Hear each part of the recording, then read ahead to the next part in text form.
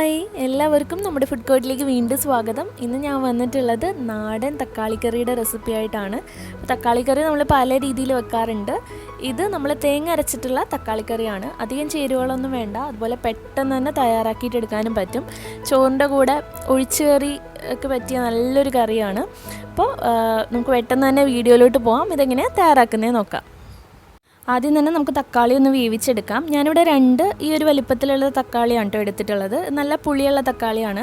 അപ്പോൾ നല്ല പുളിയുള്ള തക്കാളിയും നല്ല പഴുത്ത തക്കാളിയാണ് ഇതിന് നല്ലത്. അപ്പോൾ തക്കാളി ചെറിയ കഷ്ണങ്ങളാക്കി അരിഞ്ഞിട്ട് ചട്ടിയിലേക്ക് ഇട്ട് കൊടുത്തിട്ടുണ്ട്. ഇനി ഇതിൻ്റെ കൂടെ നമുക്ക് 2 പച്ചമുളക് കൂടെ ചേർത്ത് കൊടുക്കാം എരിവിന്. നമ്മളിതിൽ വേറെ പ്രത്യേകിച്ച് എരിവ് അങ്ങനെ അധികം ചേർക്കുന്നില്ല. അപ്പോൾ 2 പച്ചമുളക് ചേർത്ത് കൊടുക്കുന്നുണ്ട്. ചെറുതായിട്ടൊന്ന് ഇങ്ങനെ ഇതുപോലെ ഒന്ന് അരിഞ്ഞിട്ടാൽ മതി. ഇനി ഇതിലേക്ക് ഒരു 1/4 ടീസ്പൂൺ മഞ്ഞൾപ്പൊടി ചേർക്കുന്നുണ്ട്. അതുപോലെ ആവശ്യത്തിനുള്ള ഉപ്പും ചേർത്ത് കൊടുക്കുക.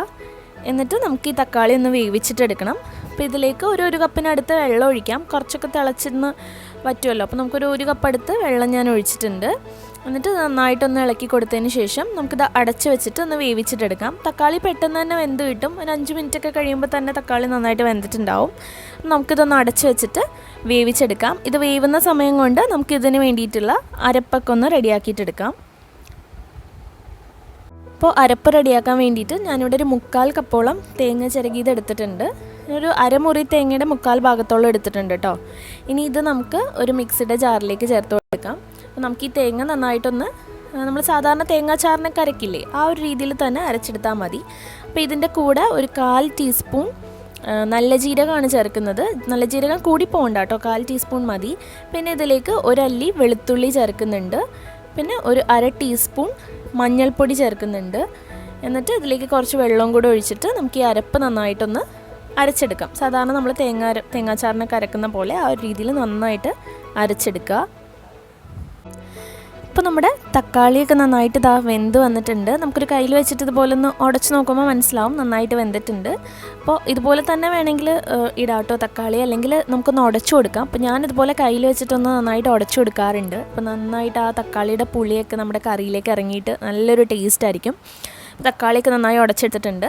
ഇനി ഇതിലേക്ക് നമ്മൾ അരച്ച് വെച്ചിട്ടുള്ള നമ്മുടെ തേങ്ങാരപ്പ്, അത് ഞാൻ കുറച്ച് വെള്ളം കൂടെ ചേർത്തിട്ട് ഒന്ന് നന്നായിട്ട് അരിച്ചെടുത്തിട്ടുണ്ട്. അതായത് പാല് പിഴിഞ്ഞ് നമ്മൾ അരിച്ചെടുക്കുന്ന പോലെ, എന്നാലും നല്ല കട്ടിയിലുള്ള തേങ്ങാരപ്പാണ് കേട്ടോ ഇതിലേക്ക് ചേർക്കുന്നത്. അപ്പോൾ സാധാരണ നമ്മൾ തേങ്ങാച്ചാറിനൊക്കെ അരക്കുന്ന ആ ഒരു രീതിയിൽ അരച്ചെടുത്താൽ മതി. അത് നമുക്കിതിലേക്ക് ഒഴിച്ചു കൊടുക്കാം. എന്നിട്ട് നന്നായിട്ടൊന്ന് നമ്മുടെ കറി ഒന്ന് യോജിപ്പിച്ച് കൊടുക്കുക. ഇനി നമ്മളിത് തേങ്ങാരപ്പ് നമ്മൾ തിളപ്പിക്കേണ്ട ആവശ്യമില്ല. നമ്മൾ അരപ്പൊന്ന് ചൂടായി വന്നാൽ മതി. തിളച്ച് കഴിഞ്ഞിട്ടുണ്ടെങ്കിൽ അത് ശരി നന്നായിട്ട് വരില്ല. അപ്പോൾ ഇതിലേക്ക് ഞാൻ ഉപ്പ് നോക്കിയിട്ട് ആവശ്യത്തിനുള്ള ഉപ്പ് കൂടെ ചേർത്ത് കൊടുത്തിട്ടുണ്ട്. എന്നിട്ട് നന്നായിട്ട് ഇളക്കി കൊടുക്കുക. ഇപ്പോൾ ഉപ്പും പുളിയും എല്ലാം ആവശ്യത്തിനുണ്ട്. അപ്പോൾ കറി നന്നായിട്ട് ചൂടായി വരുമ്പോൾ നമുക്കിത് സ്വിച്ച് ഓഫ് ചെയ്തിട്ട് മാറ്റി വെക്കാം. അപ്പോൾ തിളച്ച് പോവാതെ പ്രത്യേകം ശ്രദ്ധിക്കുക കേട്ടോ, തേങ്ങാരപ്പ് ഒരിക്കലും തിളച്ച് പോകരുത്. അപ്പോൾ നന്നായിട്ട് ഇപ്പോൾ ചൂടായിട്ടുണ്ട്, ഞാനത് മാറ്റി വെച്ചു. ഇനി നമുക്കിതിലേക്കൊന്ന് താളിച്ചിടണം. അതിന് വേണ്ടിയിട്ട് ഒരു പാൻ വെച്ച് ചൂടാക്കുക. അതിലേക്ക് ഞാൻ വെളിച്ചെണ്ണയാണ് ഒഴിക്കുന്നത്. വെളിച്ചെണ്ണ ആകുമ്പോൾ നല്ല ടേസ്റ്റ് ആയിരിക്കും നമ്മുടെ കറിക്ക്. ഇനി ഇതിലേക്ക് 1 ടീസ്പൂൺ കടുക് ഇട്ട് പൊട്ടിക്കുന്നുണ്ട്. കടുകൊക്കെ നന്നായി പൊട്ടി വരുന്ന സമയത്ത് നമുക്കിതിലേക്ക് ഒരു 4 ചുവന്നുള്ളി എടുത്തിട്ടുണ്ട്, ചെറിയുള്ളി അത് ചെറുതായിട്ട് അരിഞ്ഞെടുത്തിട്ടുണ്ട്. അതുപോലെ 2 വറ്റൽമുളക് എടുത്തിട്ടുണ്ട്. പിന്നെ ഒരു തണ്ട് കറിവേപ്പില. ഇത്രയും നമുക്കിതിലേക്ക് ചേർത്ത് കൊടുക്കാം. ഇനി നമുക്ക് ഈ ഉള്ളിയും ഈ മുളകൊക്കെ ഒന്ന് മൂപ്പിച്ചിട്ടെടുക്കണം.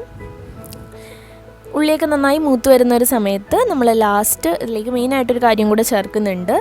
ഒരു 1/4 ടീസ്പൂൺ എടുത്ത് നമ്മൾ മുളക് പൊടി ചേർക്കുന്നുണ്ട്. അപ്പോഴാണ് നമ്മുടെ ഈ കറിക്ക് ഒന്നുകൂടെ ഒരു ടേസ്റ്റ് ഉണ്ടാവുക കേട്ടോ. അപ്പോൾ മുളക് പൊടി ചേർത്തിട്ട് ഫ്ലെയിം അങ്ങ് ഓഫ് ചെയ്യുക, അല്ലെങ്കിൽ മുളക് പൊടി പെട്ടെന്ന് കരിഞ്ഞു പോവും. എന്നിട്ട് നന്നായിട്ട് അങ്ങ് യോജിപ്പിച്ച ശേഷം നമ്മളിത് ചൂടോടുകൂടി തന്നെ നമ്മുടെ കറിയുടെ മുകളിലേക്കായിട്ട് ഇതുപോലെ അങ്ങ് ഒഴിച്ചു കൊടുക്കുക. അപ്പോൾ നമ്മളിതുപോലെ ഒഴിച്ചു കൊടുത്ത ശേഷം അപ്പം തന്നെ ഇളക്കി യോജിപ്പിക്കേണ്ട, നമുക്കിതൊന്ന് അടച്ച് വെക്കാം. അപ്പോൾ ഒരു 5 മിനിറ്റ് ഒന്ന് അടച്ച് വെച്ചതിന് ശേഷം നമ്മൾ തുറന്നിട്ട് ഉപയോഗിച്ചാൽ മതി. അപ്പോഴേ ആ കറിയിൽ നന്നായിട്ട് ടേസ്റ്റ് ഉണ്ടാവുള്ളൂ. ഞാൻ അടച്ച് വെച്ചിട്ടുണ്ട്. ഇപ്പോൾ ഒരു 5 മിനിറ്റൊക്കെ കഴിഞ്ഞിട്ടുണ്ട് കേട്ടോ. അപ്പോൾ നമുക്കിതൊന്ന് തുറന്ന് നോക്കാം. ഇനി ഇതിപ്പോൾ തന്നെ ഇളക്കി കൊടുത്തില്ലെങ്കിലും കുഴപ്പമില്ല, നമ്മൾ എടുക്കുന്ന സമയത്ത് യോജിപ്പിച്ച് കൊടുത്താലും മതി.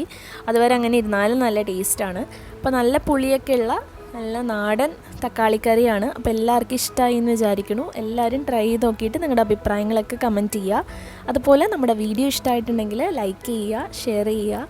പിന്നെ നമ്മുടെ ചാനൽ ഇതുവരെ സബ്സ്ക്രൈബ് ചെയ്തിട്ടില്ലെങ്കിൽ താഴെ റെഡ് കളറിലൊരു സബ്സ്ക്രൈബ് ബട്ടൺ ഉണ്ട്, അത് പ്രസ് ചെയ്യുക. അതുപോലെ അതിൻ്റെ അടുത്തുള്ള ബെല്ലൈക്കൺ കൂടെ ക്ലിക്ക് ചെയ്യുക നോട്ടിഫിക്കേഷൻസിനായിട്ട്. താങ്ക്